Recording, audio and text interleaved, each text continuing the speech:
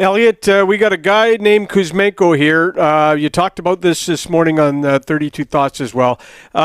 Healthy scratch, fifth time. Where's this going to end up? Where do you see this going?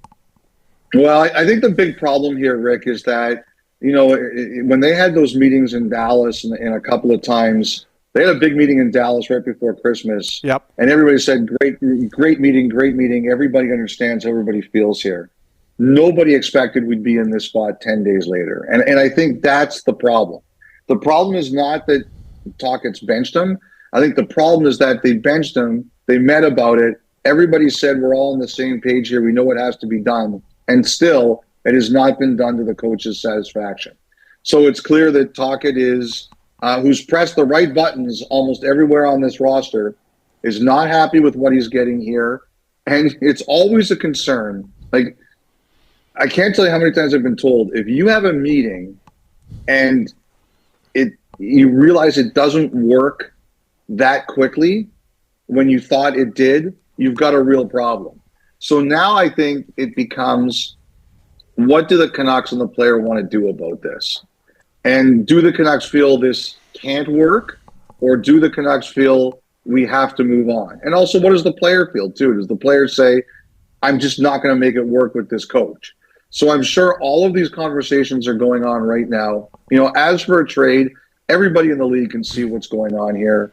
They've been contacted by teams. It's not a secret. This isn't the nuclear codes or anything like that. The people know what the Canucks are thinking. People know what the Canucks want if they want to move Kuzmenko. To me, the only thing that's new about this is I think that there were people who believed coming out of that meeting in Dallas that this was still going to work. Now the big question is, do people still think that this is going to work?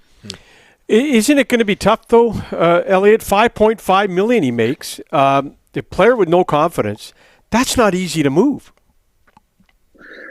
Here's what I say about this. Number one, you in Vancouver have proven you've got a team that is able to make things happen.